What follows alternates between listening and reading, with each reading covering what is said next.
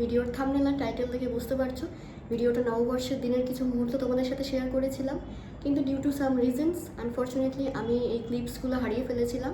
আজ থেকে ঠিক 1 মাস আগে প্রায় নববর্ষ চলে গিয়েছে। সেই দিনটার কিছু মুহূর্ত যেহেতু বিয়ের পরে প্রথম নববর্ষ ছিল, তার জন্য আমাদের কাছে খুব স্পেশাল ছিল। হারিয়ে ফেলার পরে প্রচণ্ড লো ফিল হচ্ছিল এটার জন্যই যে মেমোরিটাকে আর ধরে রাখতে পারলাম না। তো এনিওয়েজ আনফর্চুনেটলি আমার ফোনে খুব স্টোরেজ হয়ে গিয়েছিল, যার কারণে আমার ভিডিওগুলো কিছু ডিলিট করতে লেগেছিলো, ইনক্লুডিং এই নববর্ষের কিছু ক্লিপসও তার মধ্যে ছিল।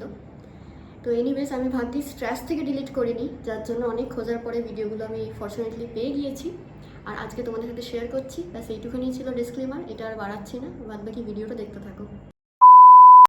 Good morning everyone, welcome back to my channel, welcome back to a new vlog. আশা করি তোমরা সবাই খুব খুব ভালো আছে। আর আজকের নববর্ষের দিনে শুভ নববর্ষ সবাইকে, আর বড়দেরকে আমার প্রণাম, ছোটদেরকে অনেক অনেক ভালোবাসা। আর আজকের এই ব্লগটা সকাল থেকে কী করছি কী না করছি, আমাদের বিয়ের পরে এইটা আমাদের প্রথম নববর্ষ, তাই একটু চেষ্টা করবো স্পেশাল করার। দেখা যাক কী করি কী না করি। এনিওয়েজ এখন সকাল সকাল আমি বেডশিট চেঞ্জ করব, যে জিনিসটা আমি আমার বাড়িতেও করে এসেছি। কোনো অকেশান, দুর্গাপুজো হোক আর নববর্ষ তো বাঙালিদের সবচেয়ে স্পেশাল অকেশান, তো এটার জন্য তো নিজেরা নতুন জামা কাপড় পরবই, সঙ্গে বেডশিট তো চেঞ্জ করতেই হবে। তো তার জন্য আমি নতুন বেডশিট নিয়ে চলে এসেছি এখন বেডশিট চেঞ্জ করতে।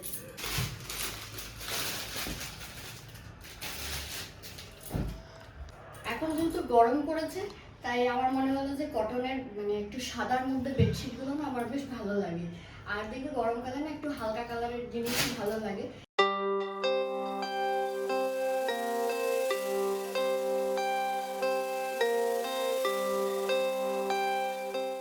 ছুটির দিন বলে যে একটুখানি বেশিক্ষণ ঘুম আসবে সেটা কখনোই আসে না, যেহেতু সকাল সকালে উঠে যাই।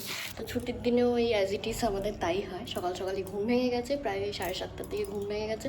আমার তো 7টার দিকেই ঘুম ভেঙে গেছিলো। তারপরে ওই ভাবলাম যে আজকে একটু ছুটির দিন একটু ঘুম হয়, তো এই করতে করতে 7:30টার সময় উঠলাম।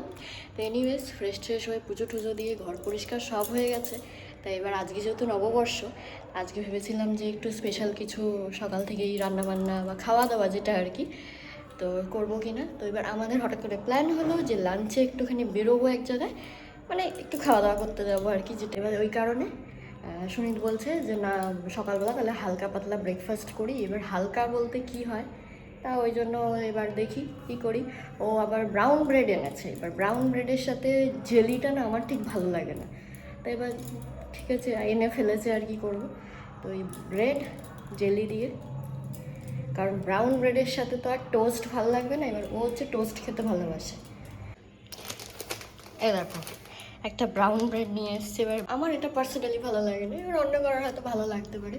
এমনি জেলি দিয়ে ওই সাদা যে পাউরুটিটা হয় না, ওইটা আর কি ভালো লাগে।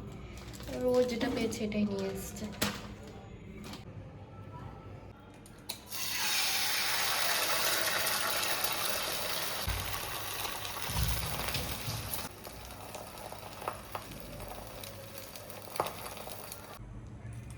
একদম হালকা ব্রেকফাস্ট এখন রেডি।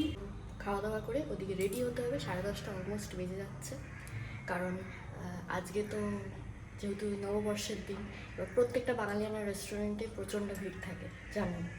দিনটা যেহেতু পয়লা বৈশাখ, তাই ভাবলাম আজকে একটু নতুন শাড়ি পরি। আর এখন কিন্তু যেহেতু বিয়ের পর এইসব অকেশান আসছে, এখন নতুন নতুন অনেক কিছুই স্টকে আছে। তো এনিওয়েজ ভেবেছিলাম আজকে তো খুব গরম, তাই ভেবেছিলাম মল কটন বা হ্যান্ডলুম যেগুলো হয় সেগুলো পরবো।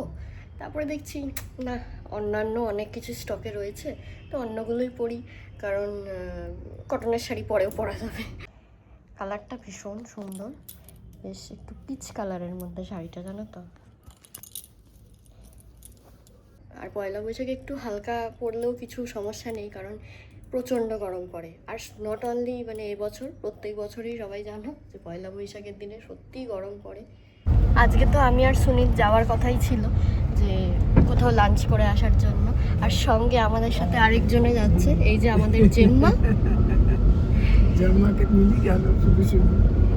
জেম্মা একা একা বসে ঘরে কি করবে, দিদি ভাই জিজু সবাই ফাঁকি দিয়ে লন্ডন ব্যাক করে গেছে। আমরা দুজনেই ভাবলাম যে জেম্মা একা একা বসে কি করবে, বোর হবে, তার থেকে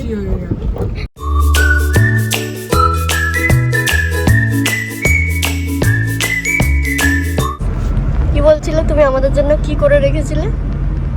কালকে শনপাপড়ি পাঠিয়েছে আর মাজা।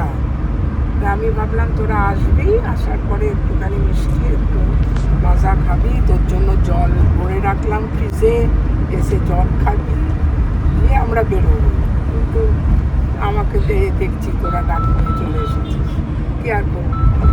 গাড়ি নিয়ে একদম এসির থেকে বেরিয়ে আবার এসির মধ্যে, যাতে তোমার কষ্ট না হয়। নাম লেখাতে হবে, কিচ্ছু শোনা যাচ্ছে না। এই যে এত বড় একটা স্ট্যান্ড ফ্যান চালিয়ে রেখেছে, কি করে শোনা যাবে?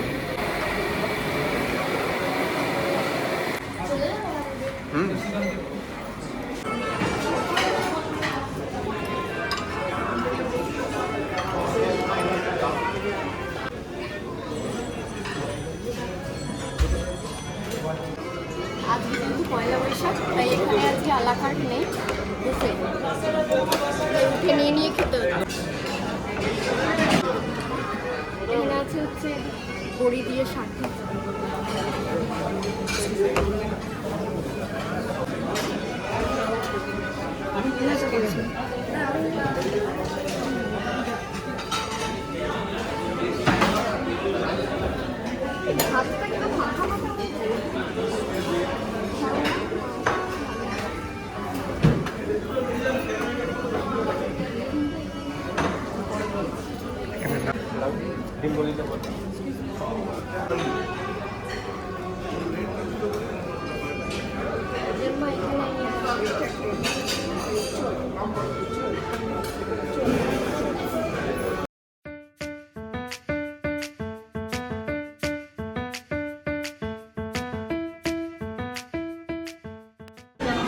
খাওয়া দাওয়া তো শুরু করেছি, এখনো হাফ রাস্তায় রয়েছি, হাফ অব্দি মনে যেতে পারিনি।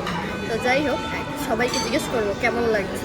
অ্যাজ ইফ যেন আমি রান্না করেছি। কেমন লাগছে জেম্মা? জোরে বলো, গান চলছে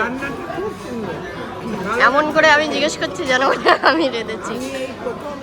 আমার ছেলে বৌমার সঙ্গে আমাকে জোর করে নিয়ে এসেছে, না এলে মনে হচ্ছে ঠকে যেত।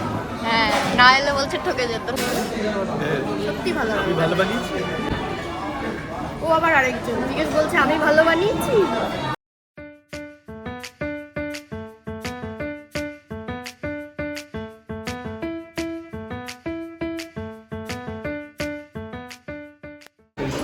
মেন কোর্স স্টার্টার সব খাওয়া হয়ে গেছে, এখন মিষ্টি খাওয়া।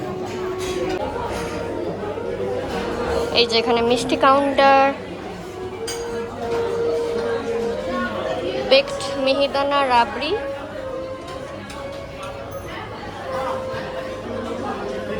আর এটা কি বা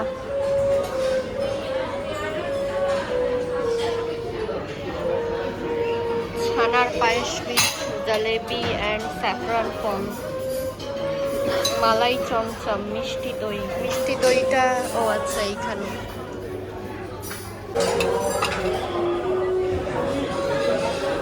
এই যে সব একটু করে নিয়ে নিয়েছি।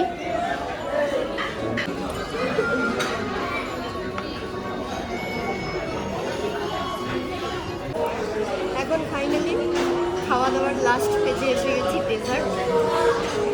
এখানে অনেক রকমের মিষ্টি নিয়ে একবারই এসে গেছি। এখন যেহেতু আমরা একদম লাস্ট পর্যায়ে এসে গেছি, তাই পানও সার্ভ করেছে। আর আজকে সত্যি কথা বলতে আমরা যেই সময়টা এসেছি মোটামুটি ফাঁকা ছিল, এখন আস্তে আস্তে একটু ভিড় হচ্ছে। আর দুর্দান্ত খাবার ছিল, তাই না বলো? ভালো লাগে। এর আগেও আমরা এখানে এসে খেয়েছি 2-4 বার, কিন্তু আজকে যেন একটু বেশি স্পেশাল লাগছিল। এখানে ফটো সেশন চলছে, আমিও ওয়েট করে বসে আছি। চলো।